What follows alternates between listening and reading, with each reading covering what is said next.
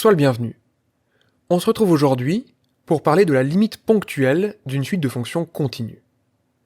Le but, aujourd'hui, ça va être de comprendre pourquoi la convergence simple ne permet pas toujours de conserver la continuité.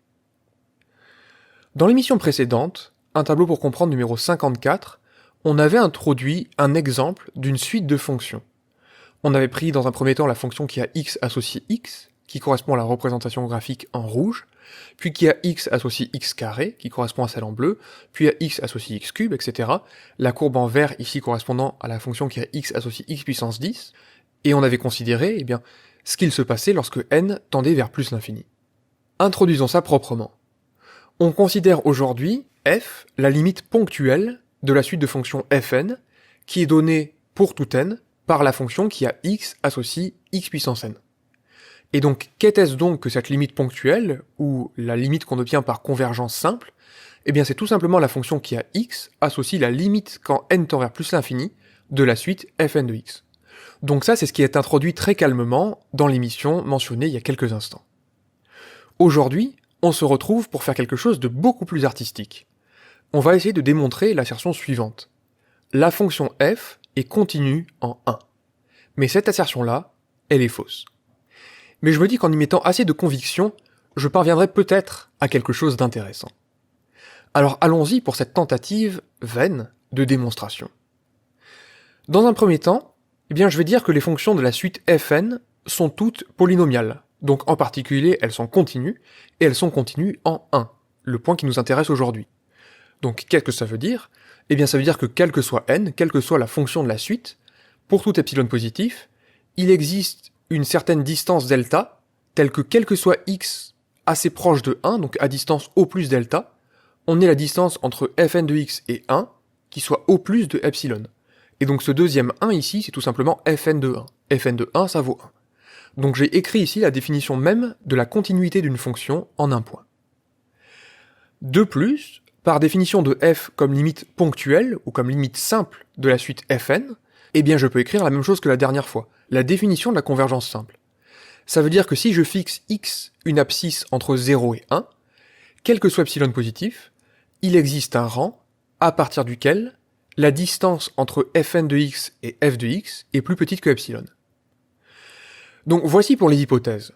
Alors il est temps ici de regarder à nouveau notre but et de nous dire qu'on souhaite démontrer que la fonction f est continue en 1. Donc pour cela, on va revenir naturellement à la définition de la continuité d'une fonction en un point.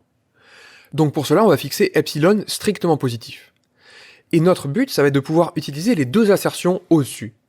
Donc pour utiliser la première assertion, on va choisir delta assez petit, c'est-à-dire x assez proche de 1, et pour utiliser la deuxième, on va choisir grand N assez grand. Donc plus grand N est grand, plus on a de chances que fn de x se rapproche de f de x. Et donc on va obtenir par ce qui précède, par ces deux assertions-là, et par inégalité triangulaire, quelque chose de très intéressant. Pour tout x dans 0, 1, si x est à distance O plus delta de 1, alors on va considérer cette distance entre f de x et 1. En faisant un ajouté retranché, avec f grand N de x, je peux dire que cette quantité-là est plus petite que la distance entre f de x et fn de x, à laquelle on ajoute la distance entre fn de x et 1. La première valeur absolue, elle est plus petite que epsilon, puisque c'est vrai quel que soit n plus grand que grand N, donc en particulier, pour grand N, ça fonctionne.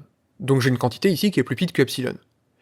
Mais la deuxième valeur absolue est aussi plus petite que epsilon, puisque l'assertion que j'ai notée par une croche ici est valable quel que soit n. Et donc au final, la distance entre f de x et 1 est plus petite que 2 epsilon. Et donc si on regarde ce qu'on a démontré, on peut conclure que f est continue en 1. Puisqu'on a démontré que quel que soit epsilon positif, il existe delta, tel que quel que soit x compris entre 0 et 1, si x est à distance O plus delta de 1, alors f de x est à distance O plus 2 epsilon de 1. Donc on a un résultat ici extrêmement étonnant. Puisque si on trace la fonction f, qu'on calcule cette fameuse limite de fn de x lorsque n tend vers plus l'infini, on obtient une fonction qui est nulle sur l'intervalle 0,1, où 1 est exclu, et qui vaut 1 en 1. Donc il n'est absolument pas continu en 1. Donc il est temps ici de mener l'enquête et se demander où est l'erreur dans la démonstration ci-contre. Cette démarche-là, c'est celle que tu retrouveras finalement tout au long de mon livre, le petit manuel de la colle. Puisque peu importe si la démonstration est juste ou fausse, ou de l'apprendre ou de ne pas l'apprendre, ce qui compte c'est vraiment d'essayer de trouver du sens et se demander pourquoi les choses sont telles qu'elles sont, et de ne pas en rester à un amoncellement plus ou moins obscur de symboles. Donc que s'est-il passé exactement dans cette démonstration? Comment je pourrais convaincre quelqu'un que cette démonstration-là est fausse? Alors tout d'abord, on peut faire une remarque qui ressemble extraordinairement à ce qu'on a fait dans l'émission précédente, Un tableau pour comprendre numéro 54. Le delta, qu'on a dans la première assertion logique, a priori, il va dépendre de n. Et de la même manière, dans la deuxième assertion logique, le rang grand N, l'entier naturel non nul grand N, va dépendre de x. Et donc, on pressent qu'il va y avoir un problème, puisque les variables grand N et petit delta dépendent l'une de l'autre.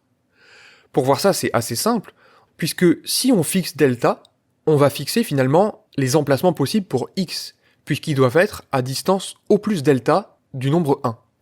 Mais si on fixe x, eh bien la deuxième assertion, le grand N, il dépend de x. Donc delta a au moins de l'influence sur grand N.